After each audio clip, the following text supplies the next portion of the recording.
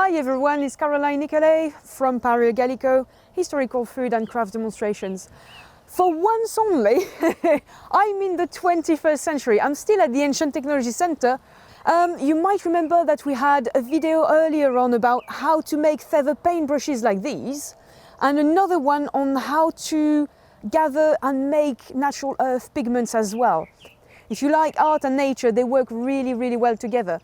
Everybody genuinely can go outside, you can go in your woodland, you can go in your garden, you can go on a hike, even on holidays, gather some wild pigments, some wild earth, mix them, grind them, mix them with water. That's what we'll do today, because normally everybody should go out with a bit of water.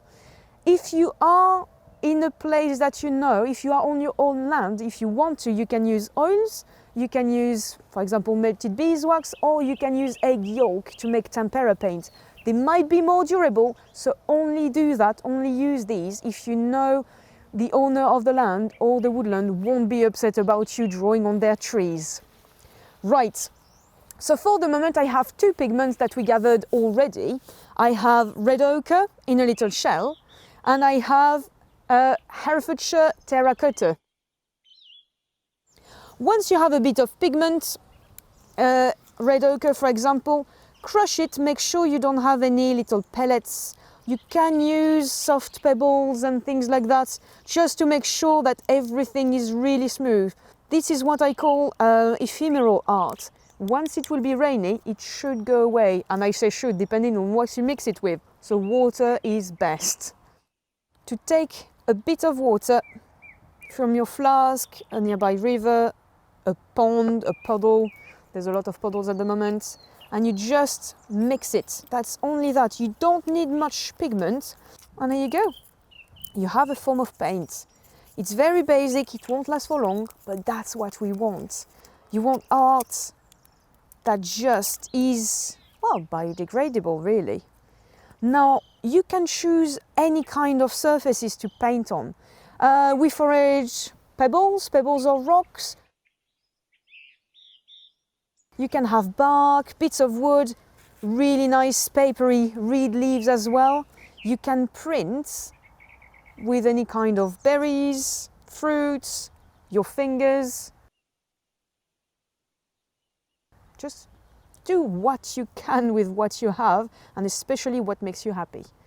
So I will trust you all to be making exactly what you want and what you feel like. It might depend on the seasons, it might depend on the environment in which you are, everything like that. But in essence, you can use any kind of surfaces as long as it's not too smooth either. Make sure you have something to wash your hands, wash your clothes. I mean, you might notice, but things will happen every time. There you go.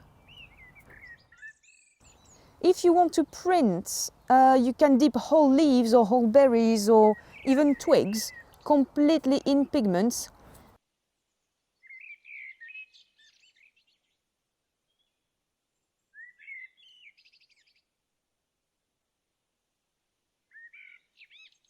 Once again, it's not a kind of art that's meant to last. That's also the beauty of it.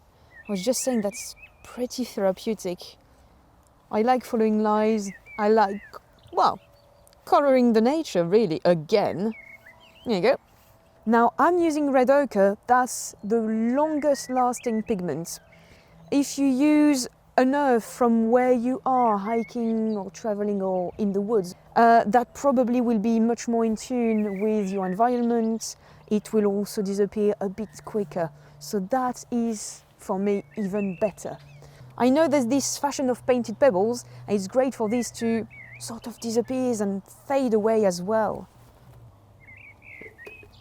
I was mentioning I quite love cave arts, especially if it's animals that you know are around or that you might see or have seen actually on your travels. I like red deer, so here you go. So I hope you enjoyed that video and that it gives you a few ideas of what you can actually do as art pieces in your natural environment or where you travel, hike, or in your own woodland.